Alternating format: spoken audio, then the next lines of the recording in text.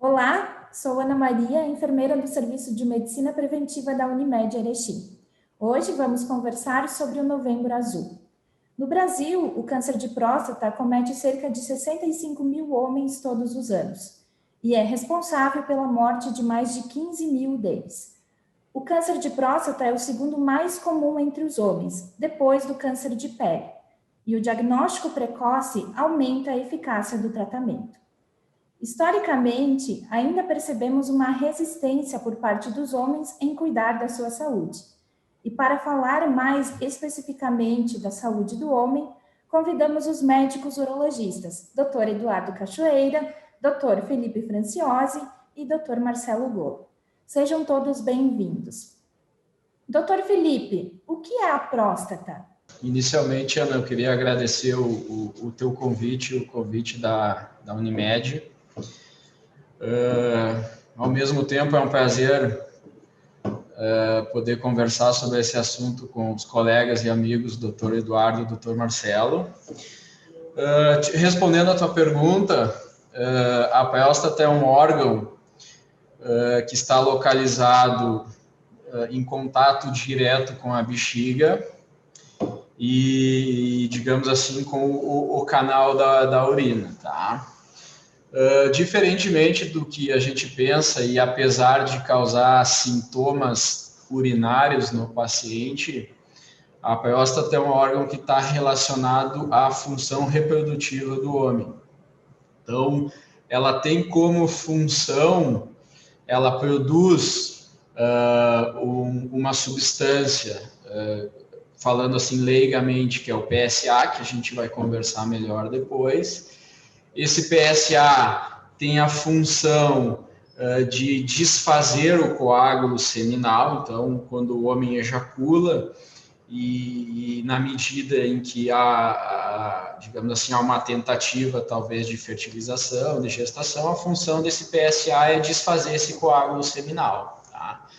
E, além disso, tem como uma função adicional alcalinizar o pH, né? O pH vaginal da mulher, para manter os espermatozoides vivos nesse ambiente. Então, basicamente, as funções da próstata estão relacionadas a essa função reprodutora masculina.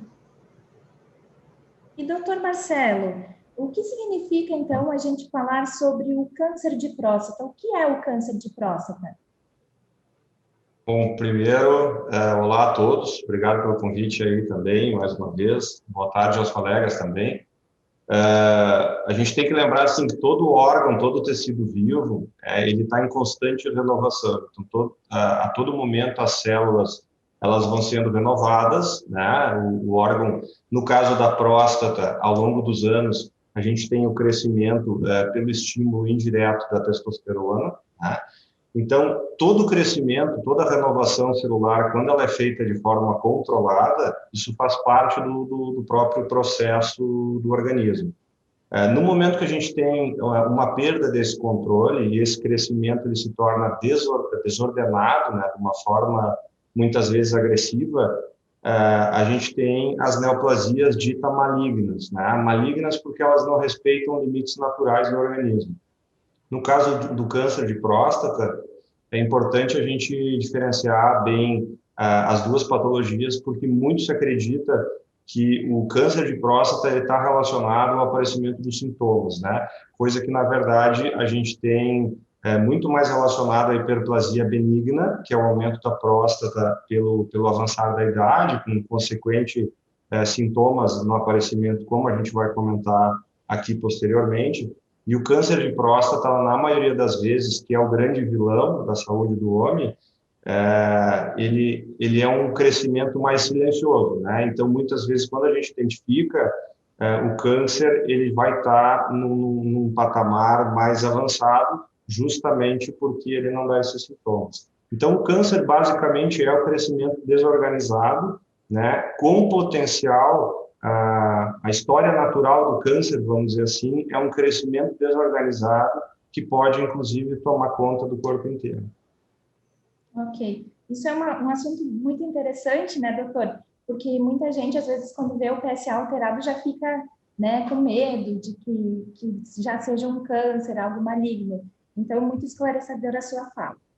E, doutor Eduardo, você pode também nos dizer quais são os principais fatores de risco para o câncer de próstata? Claro. Olá a todos. Queria também fazer um agradecimento público aí pelo convite, a oportunidade de estar falando um pouquinho, esclarecendo os temas sobre o Novembro Azul, saúde do homem e o câncer de próstata. Sem dúvida, o principal fator de risco para o câncer de próstata conhecido é o fator genético. A gente sabe que a parte genética tem uma influência muito grande no desenvolvimento do câncer de próstata. Tanto é que estatísticas mostram que pacientes que têm o pai com história já de câncer de próstata aumenta em torno de 2 vezes o risco de também desenvolver o câncer de próstata. Pacientes que têm 2 familiares de primeiro grau com câncer de próstata, esse risco pode chegar até 5 vezes mais do que a população geral. Então, sem dúvida, o fator genético é o que mais influencia no desenvolvimento e coloca os pacientes em risco para o câncer de próstata. E existem, obviamente, outros fatores de risco, que são os fatores modificáveis, que a gente fala, que estão relacionados mais à qualidade de vida do paciente. Então, a gente sabe que o tabagismo, alimentação inadequada, com grande ingesta de gordura, alimentos industrializados, obesidade, doenças como hipertensão, diabetes, todos esses daí são fatores modificáveis que também podem influenciar no risco do paciente para desenvolver o câncer de próstata. Acho que é importante que a gente diga, né, muitas vezes nas campanhas, as campanhas têm como tema a prevenção do câncer, né? Quando nós falamos em câncer de próstata, não há uma maneira efetiva, digamos, de prevenir, né, o aparecimento do câncer, justamente pelo que o Eduardo falou. O principal fator é o fator familiar, né? A gente pode modificar alguns hábitos de vida. Então, quando nós falamos de câncer de próstata, nós precisamos falar em rastreamento de câncer. A gente não tem como prevenir o câncer. O que a gente pode fazer é seguir as orientações, que mais adiante nós vamos comentar, com o objetivo de se fazer o diagnóstico mais precoce possível, né? Se nós pegarmos, por exemplo, ou como exemplo, o câncer de colo uterino, que tem uma relação com infecção por HPV, então, se as mulheres tomarem precauções contra a DST, nós estaremos prevenindo o câncer de colo de útero. Mas no câncer de próstata, o que a gente precisa fazer é diagnóstico precoce da doença. Tá? Certo. E, doutora, aproveitando que você já iniciou a sua fala, também muitas pessoas veem o exame de PSA alterado e já imaginam o câncer, como eu falei anteriormente, né? Mas existem algumas outras patologias que estão relacionadas a este exame. Por exemplo, a prostatite, a hiperplasia benigna da próstata, né? E também o câncer de próstata. Você pode comentar um pouquinho sobre os sintomas dessas doenças? Sim.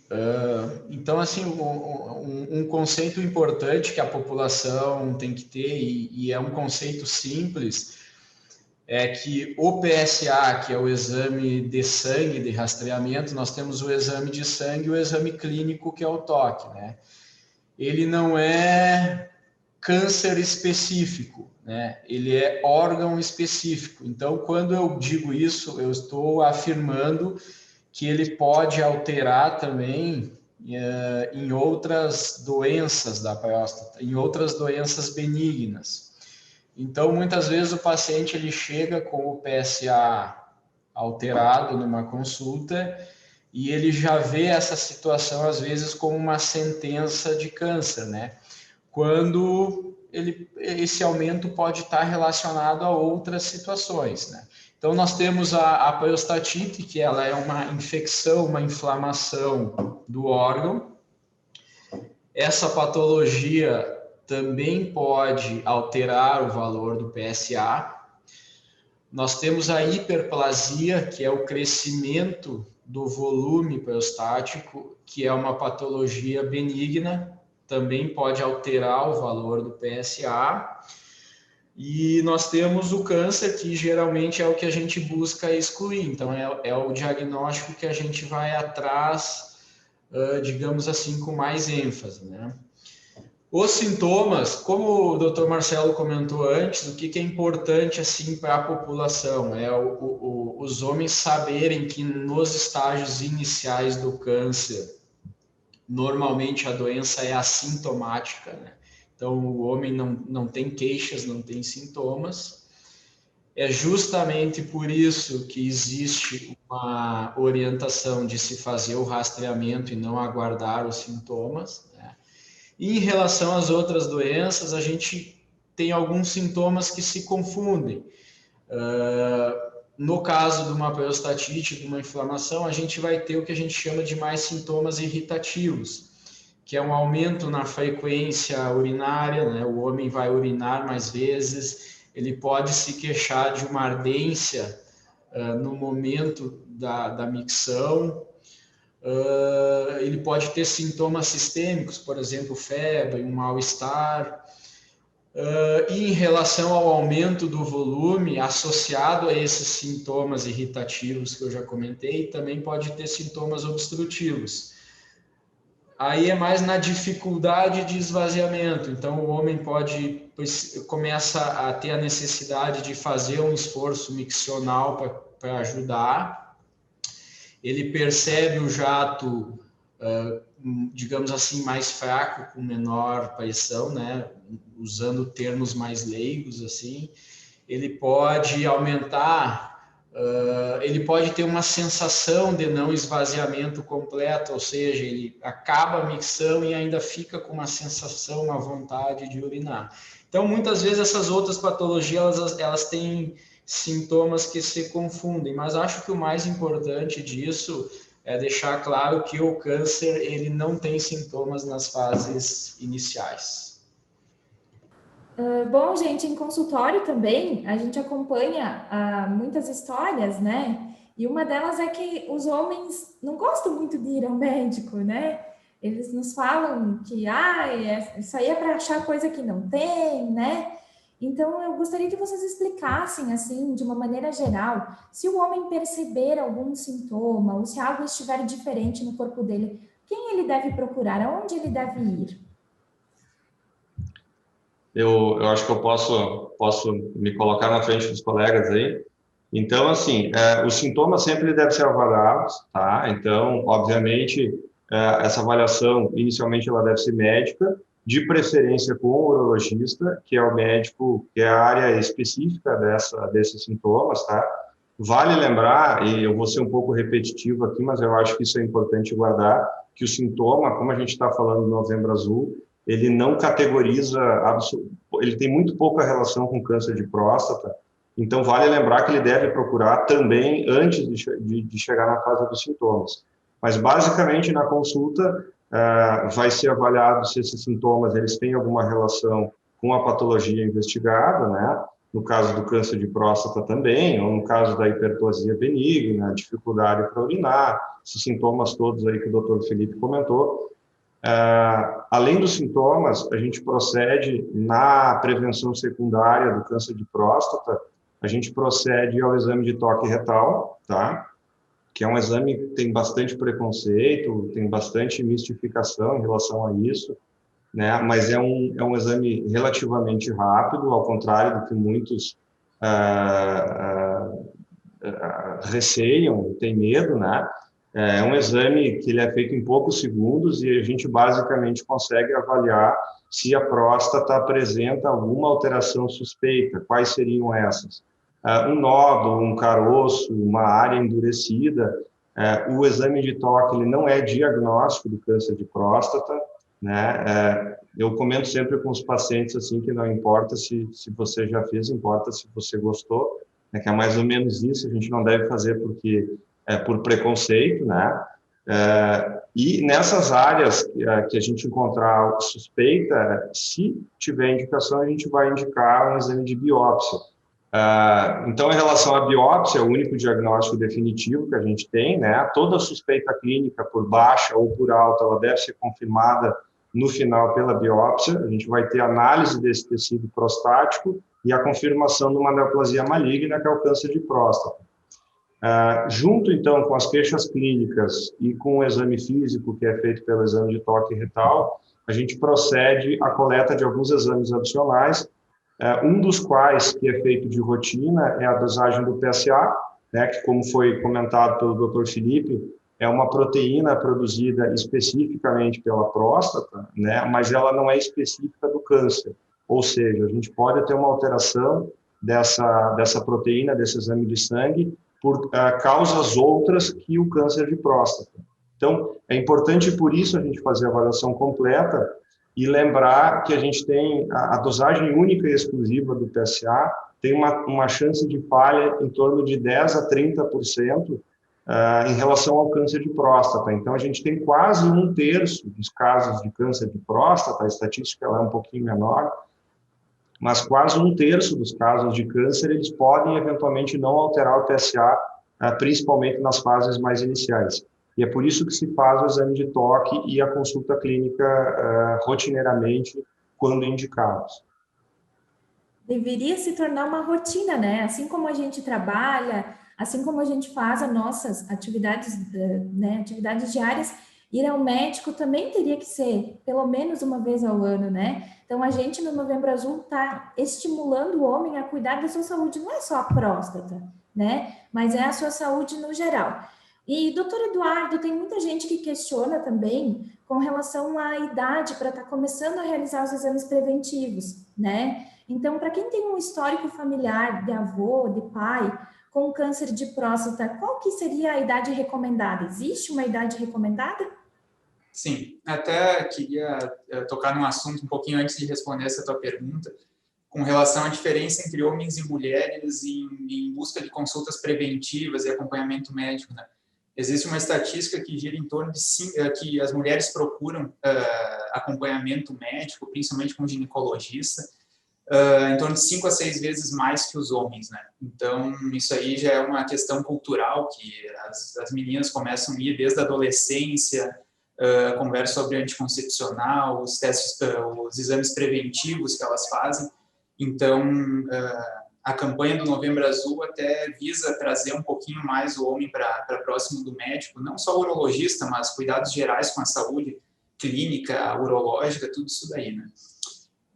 Voltando um pouquinho à tua pergunta, existe sim uma idade recomendada para a questão de iniciar os exames de acompanhamento da parte de próstata. E pela Sociedade Brasileira de Urologia, se recomenda que todo homem, a partir dos 50 anos de idade, inicie esse acompanhamento. Tá? Os exames, normalmente, eles são feitos anuais, quando estão normais, né? Caso contrário, se tiver alguma alteração, alguma necessidade de algum acompanhamento mais próximo, esse período pode ser modificado de acordo com as orientações do urologista. E quem tem, agora indo específico para a pergunta, quem tem familiares com câncer de próstata ou que são afrodescendentes, que tem um risco aumentado de desenvolver o câncer de próstata, se recomenda começar 5 anos antes esse acompanhamento, então por volta dos 45 anos de idade. Então, nesse período, entre 45 e 50 anos, é que é o recomendado pela Sociedade Brasileira de Urologia de iniciar esse acompanhamento com o urologista.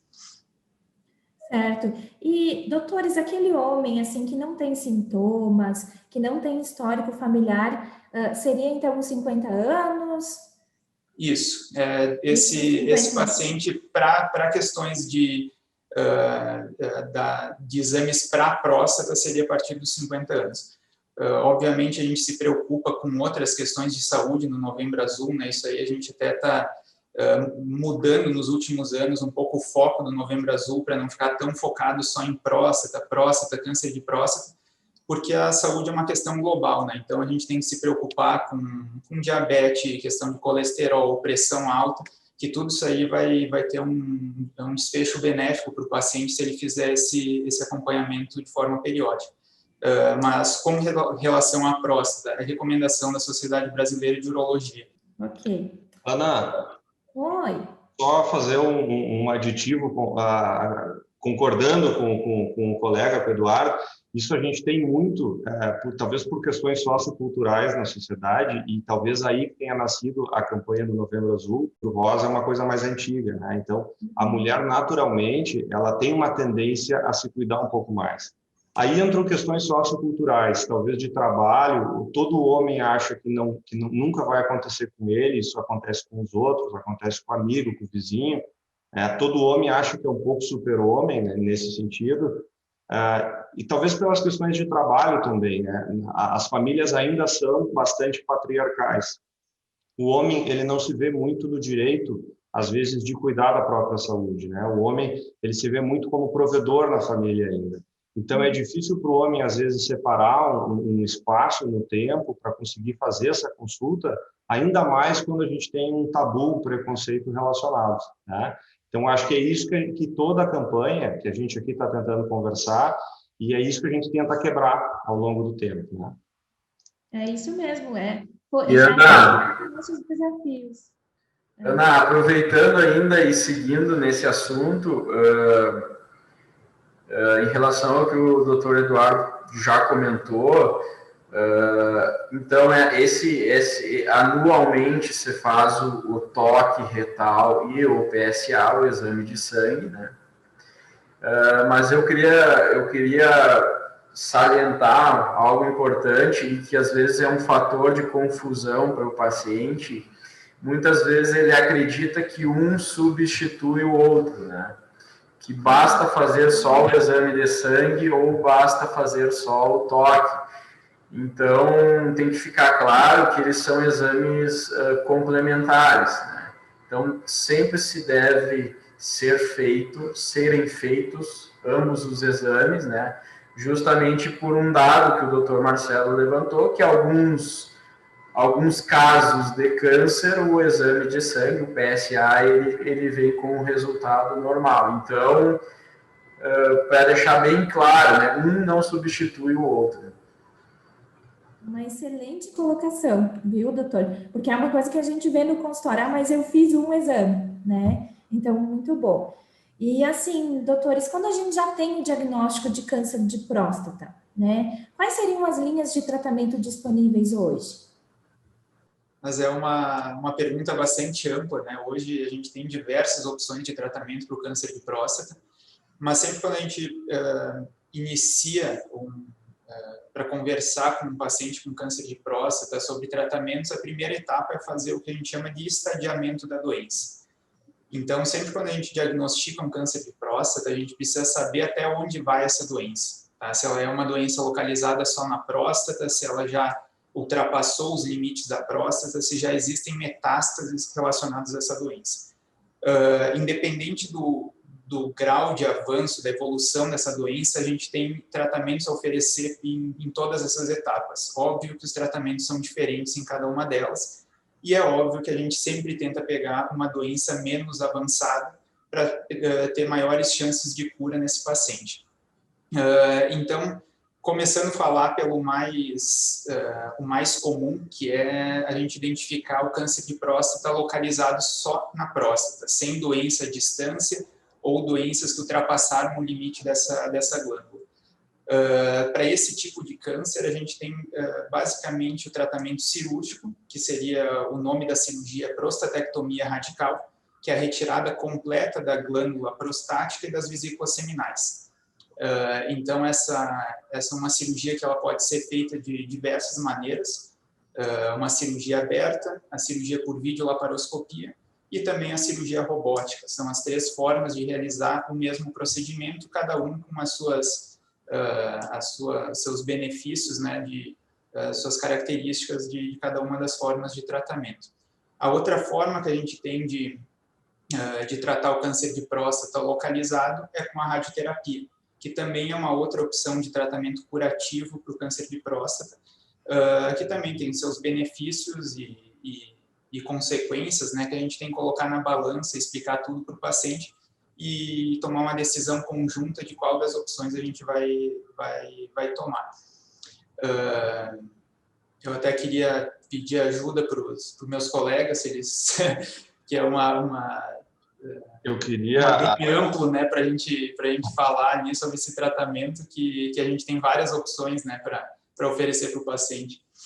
Ana, só para complementar também, lembrar assim, ó, a gente sempre vai ter um tratamento disponível, tá? Nem sempre esse tratamento ele é curativo e nem sempre esse tratamento é intervencionista. Então, talvez pelo preconceito, pelas complicações possíveis da cirurgia, que a gente vai comentar mais para frente, que é impotência, às vezes incontinência urinária, que na maioria das vezes é temporária, mas ela pode perdurar. Talvez por esse receio, às vezes o paciente deixa de procurar atendimento, fazer a prevenção, justamente pelo risco de conviver com esses problemas. Mas a gente tem formas de tratamento, muitas vezes não intervencionistas. Então, cânceres de próstata em pacientes de mais idade, doenças... Porque dentro do câncer de próstata, a gente tem vários subtipos de agressividade. A gente tem tumores mais agressivos, a gente tem tumores menos agressivos. Então, dependendo da idade, o paciente não vai ser submetido a uma cirurgia. Se ele não tiver um tumor de próstata agressivo, tiver uma idade mais avançada, a gente vai proceder a situações que a gente chama de vigilância ativa. Então, o que a gente faz? A gente nem abandona o paciente, mas a gente vai acompanhar esse paciente com exames periódicos e vai identificar a progressão, caso exista, né? No caso da progressão, aí sim a gente vai indicar um tratamento, mas muitas vezes isso não acontece, né? A gente até fala com um paciente de idade mais avançada, com expectativa de vida menor de 10 anos, na maioria dos casos a gente nem costuma pensar em tratamento, porque dificilmente o paciente vai morrer por essa doença. Então, cada caso ele tem que ser individualizado, né? Nem sempre a gente vai precisar entrar com um tratamento intervencionista. E também, ainda nessa questão de opções terapêuticas, o Eduardo bem comentou as opções que estão relacionadas à doença localizada, né? Digamos assim, o câncer inicial. Quando nós diagnosticamos os pacientes numa fase mais avançada, com metástases à distância, mesmo assim, há opções de tratamento. Esses pacientes ainda assim conseguem ter uma sobrevida razoável, livre de doença, né? Claro que são tratamentos diferentes, como o Eduardo comentou. Esses tratamentos estão relacionados a um controle hormonal, porque o estímulo digamos assim, o estímulo para o crescimento tumoral ele está relacionado ao próprio hormônio masculino, que é a testosterona. Então, nesses casos de doenças mais avançadas, a nossa opção se restringe a um controle hormonal, ou seja, a uma tentativa de diminuir a produção da testosterona no organismo. Só para acrescentar também, Ana, na questão da doença avançada, os pacientes têm muito medo da quimioterapia, né? A quimioterapia que cai cabelo, tem efeito colateral.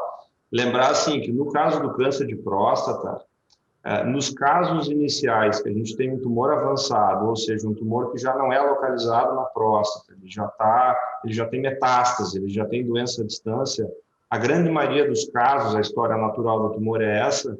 O tumor, inicialmente, ele é hormônio sensível. Isso quer dizer o quê? A gente realizando a castração, seja cirúrgica ou química, né, a gente vai controlar essa doença de uma forma ainda com medicações, mas isso é diferente da quimioterapia.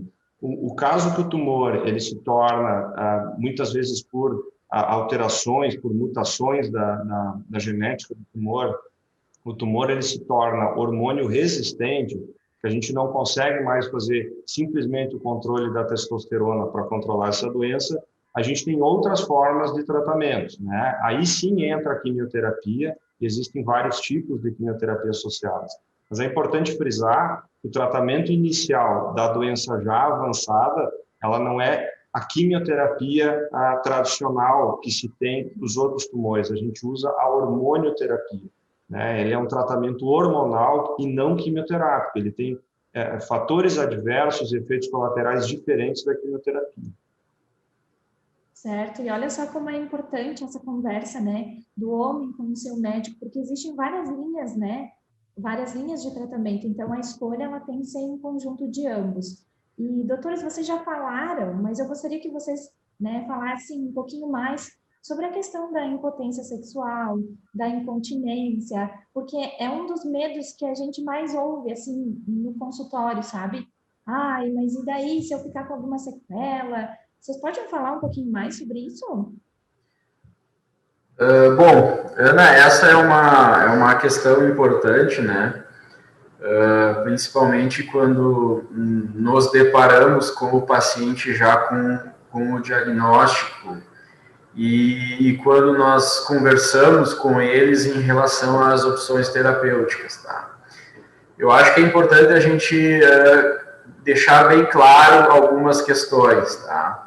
A primeira é que a impotência sexual ou a disfunção erétil, que é um outro termo, ela não tem relação com o câncer de próstata, tá? Ela não está relacionado diretamente com o câncer. A impotência sexual está relacionada a essas opções de tratamentos que nós comentamos antes, né? E por diferentes causas. Então, pegando o gancho da nossa conversa anterior, né? Então, na prostatectomia radical, que é o tratamento cirúrgico para a doença localizada, uma das consequências que pode ocorrer é a impotência sexual, não por retirarmos a próstata, né? Mas porque a inervação que inerva o pênis, ela, vamos dizer assim, ela passa bem perto do local que nós realizamos a cirurgia. Então, essa inervação, às vezes, inclusive, às vezes, ela pode até estar comprometida pelo tumor. Então, o fator que leva à impotência sexual digamos assim, a manipulação e a lesão desses feixes nervosos que inervam o pênis, tá? Se pegarmos, se levarmos em consideração o tratamento hormonal que nós comentamos antes e cujo objetivo é a diminuição da produção da testosterona no homem, a impotência sexual vai estar relacionado a esse efeito secundário da diminuição hormonal, porque uma das funções da testosterona está relacionado à questão da libido e à questão da função erétil. Então, nós teremos impotência sexual pela questão da diminuição hormonal. Então, repetindo, e o objetivo é justamente esse, ser um pouquinho repetitivo, o câncer em si não tem relação nenhuma com a impotência, e sim as opções de tratamento e o tratamento realizado. A resposta, nós saberemos se o paciente vai ter impotência após a cirurgia ou não, vai depender muito do estágio em que a doença foi diagnosticada e, consequentemente, como será realizado o procedimento cirúrgico. Vai depender muito de outras, vamos chamar assim, comorbidades que o paciente já tenha e que está relacionado à impotência sexual, como, por exemplo, tabagismo, alcoolismo, diabetes mellitus, hipertensão, uso de alguns medicamentos. Muitas vezes uma história prévia já de dificuldade na relação sexual, nós sabemos que isso vai ser um fator que vai piorar depois do tratamento. Então, são várias variáveis que a gente precisa analisar. E muitas vezes vai depender de paciente para paciente essa questão no pós-tratamento. Em relação à incontinência urinária, que é a perda involuntária da urina, realmente também é uma outra complicação que está principalmente relacionada ao tratamento cirúrgico e a radioterapia. E aí essa perda urinária, às vezes, ela tem mecanismos diferentes, né? Mas é algo que também tem que ser conversado com o paciente. A incontinência definitiva, ou seja, é o paciente que vai ficar perdendo urina a vida inteira, a prevalência ou o número de casos, eles são bem restritos, é um número bem menor, não é uma coisa tão comum, mas uma certa incontinência passageira durante a recuperação do paciente é bem comum de acontecer, mas o que acontece é que a gente conversa com o paciente, a gente sabe que isso é esperado após o tratamento e tem uma tendência a melhorar no segmento desse paciente. Não sei se os colegas aí querem acrescentar, mas eu acho que é mais ou menos essas questões aí que estão envolvidas nas complicações pós-tratamento. Eu queria aproveitar, assim, só para lembrar, fazer um acréscimo aí. Na questão, aqui nós três somos cirurgiões, então a gente basicamente tem um viés nesse sentido, mas lembrar que, assim, a técnica tradicional da cirurgia, ela evoluiu muito ao longo do tempo, não só em vias de acesso, que a gente tem na laparoscopia e na robótica, como na técnica em si também. Hoje a gente tem técnicas que a gente chama de nerve sparing. Basicamente, o que é? São movimentos, são operações que a gente faz no transcorrer da cirurgia, seja ela por via aberta, laparoscópica ou robótica, para tentar, vamos dizer assim, afastar os nervos da zona acometida. Mas para isso, obviamente, a gente tem indicações. A gente não pode lançar a mão dessas técnicas em tumores mais avançados, porque a prioridade sempre vai ser tratar o câncer, né? Então, aí entra mais uma vez o diagnóstico precoce, né? Porque que mesmo que a gente vá fazer o tratamento, a gente precisa identificar o quanto antes essas doenças, justamente para ter um desfecho melhor também, né? Tumores menos agressivos, a gente consegue lançar mão dessas técnicas e, na maioria das vezes, diminuir o dano que naturalmente seria causado, mesmo mantendo a cura do paciente depois. Eu também gostaria até de acrescentar um dado, até para tranquilizar os pacientes, né? Porque sempre quando se fala em tratamento para o câncer de próstata, muita gente imagina que é um tratamento mutilador, que ficam com sequelas irreversíveis, né?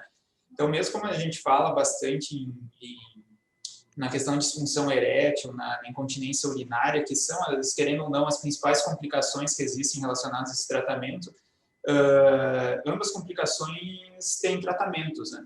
Então, a gente pode lançar mão de medicamentos no pós-operatório, fisioterapia ou até outros artefatos cirúrgicos que a gente usa, como esfíncter artificial, prótese peniana, que são formas de corrigir essas possíveis complicações que existem, né? Então, a gente não pode abrir mão de tratar uma doença curável pelo medo de certas complicações que a gente pode tratar no acompanhamento pós-tratamento, né? Então, isso é bom de lembrar para o paciente e até para tranquilizá-los, né? Existe tratamento para todas as complicações que podem ocorrer num tratamento para o câncer de próstata. Ótimo. E, bem, doutores, eu sei que é difícil a gente falar de prevenção, né? Mas vamos falar de prevenção de um modo geral da saúde do homem. A gente tem aqui na Unimed o Serviço de Medicina Preventiva. Sobre saúde do homem, assim, o que vocês acham que poderia auxiliar na prevenção das diversas doenças que a gente tem hoje? Ana, eu acho que é mais ou menos como eu já tinha comentado, existem variações, diferenças socioculturais, muitas vezes, do homem, né? A gente comenta muito sobre o câncer de próstata, porque como a gente já comentou aqui, é o câncer sólido mais comum do homem, né? E é um fator causal de muito óbito. Agora, de nada adianta o paciente fazer o preventivo do câncer de próstata e ter hábitos de vida desregrados, né? E daqui a pouco morrer de infarto ou outro problema em idade precoce. Então, por isso que o Novembro Azul ele acabou ampliando muito mais. Além da campanha do câncer de próstata, você tem que ver a saúde como um todo. E aí entram hábitos de vida, exames regulares de colesterol, glicemia, né? Evitar problemas maiores, manter hábitos de vida mais saudáveis, porque, obviamente, a saúde ela tem que ser vista globalmente, né? Então, não sei se os colegas têm alguma coisa a acrescentar nesse sentido. Eduardo, posso falar? Claro que sim. Bom, eu vou ser um pouquinho mais objetivo que o Dr. Marcelo, mas acho que ele realmente ele já deu a ideia geral. De novo, eu quero comentar que, em relação ao câncer de próstata específico, nós não temos como prevenir, né? Então, devemos fazer rastreamento, tá? Então, PSA e toque anualmente a partir dos 50 ou a partir dos 45 com história familiar. Em relação aos hábitos de vida, hábitos de alimentação, o Dr. Marcelo comentou, nós não podemos esquecer, e pegando especificamente da nossa área, nós temos cânceres relacionados ao tabagismo. Então, por exemplo, além do câncer de próstata, que pode ter um fator, nós temos o câncer de rim e o câncer de bexiga, que já se comprovou que estão relacionados ao tabagismo. Então, o hábito de fumar pode aumentar a incidência, né, desses cânceres. A gente sempre tem que lembrar da prevenção e em relação às doenças sexualmente transmissíveis, então o uso de preservativo. Em relação a cuidados de dieta, com enfim, controle de níveis de triglicerídeos, colesterol, eles podem alterar as funções hormonais do homem, então é uma outra questão que também está envolvida com a prevenção. A realização de atividades físicas contribui positivamente nessa questão hormonal. Então, hoje em dia a gente enxerga o homem num sentido mais amplo. Então, esse foco do Novembro Azul no câncer de próstata, a gente pode ampliar um pouco essa discussão, indo ao encontro da prevenção, aí sim, prevenção de outras doenças urológicas aqui falando, né? Não sei, Eduardo, se tu quer acrescentar alguma coisa? Não, acho que o tema foi bem abordado, assim, acho que, como a gente falou no início da questão dos fatores de risco que existem para o câncer de próstata, né? Existe a parte genética, uma história familiar que a gente não tem como modificar, e todas as outras, assim, não existe um milagre, né? Então, não tem uma coisa específica que a gente faça, uma medida específica que a gente consiga evitar o câncer de próstata. Então, o que se fala muito é o que foi abordado aqui, sobre hábitos de vida saudáveis. Então, uma alimentação regrada, exercícios físicos, deixar o tabagismo de lado. Então, são todas as coisas que vão ajudar não só no câncer de próstata, mas para o paciente ter uma qualidade de vida melhor. Então, é importante frisar isso. Para o câncer de próstata não existe nenhum milagre para a prevenção. Então, é todo um contexto de atitudes que o paciente vai ter para melhorar a sua qualidade de vida como um todo. Certo. E, doutores, a gente já está finalizando o nosso bate-papo de hoje. Vocês têm algo mais a conversar? Algo que vocês gostariam de colocar? Eu uso muito na época do novembro, eu queria só deixar como frase final, que eu acho que é importante até para a gente parar para filosofar um pouco em cima. Mas novembro, com todas as palestras, com todas as conversas que a gente tem uma frase que eu acho bem interessante que diz assim, que o preconceito ele é como câncer, né? Ele tem que ser identificado no início para ser tratado o mais precocemente possível. E eu acho que é isso que a gente tem que tentar combater, né? Eu acho que o problema maior são as questões, e eu estou sendo repetitivo nisso, porque eu sinto que é isso que deixa o homem fora da consulta, são as questões de separar um tempo para si, né? Para ver a saúde como um todo e deixar esse preconceito de lado, justamente para a gente focar a doença, se ela for para aparecer, como já foi comentado, o câncer de próstata, ela vai inevitavelmente aparecer. pouca coisa a gente consegue fazer para prevenir que apareça, né? A não ser essas alterações já comentadas. Então, se ela já vai aparecer, vamos procurar encontrar ela o quanto antes, né? A fim de que a gente possa ter o menor efeito colateral possível. Acho que essa era a mensagem final que eu queria deixar. E aproveitando, acho que a gente já está se encaminhando para os finalmente aqui, agradecer o convite da Unimed Erechim, e lembrar a todos aí que não esqueçam do tempo para si. Um abraço a todos os colegas também aqui, obrigado pela parceria. A respeito desse ano que está sendo um pouco atípico, né, na questão dessa pandemia que a gente está vivendo, e existe uma preocupação, sim, nesse ano, uma preocupação a mais com relação a os pacientes deixarem de procurar consultas e fazer acompanhamento com relação a medidas preventivas para, enfim, não só o câncer de próstata, mas todas as doenças. Então, existe uma preocupação da gente perder o tempo ideal de diagnóstico de algumas doenças e perder a chance de oferecer o melhor tratamento para os pacientes, né? Então, é importante, mesmo numa situação atípica dessa que a gente está vivendo, e espero que passe logo, acabe logo tudo isso para a gente voltar à nossa vida normal, mas é importante a gente seguir com esses cuidados. Tanto para a parte da próstata como outras doenças clínicas, e também uma coisa a mais nesse ano, acho que está sendo difícil para todo mundo, é a questão psicológica, né? Então, se manter focado nas coisas boas que a gente tem, pensar no futuro próximo que vai ser melhor, e ter foco ali naquela luz no fim do túnel e seguir todo mundo bem com saúde.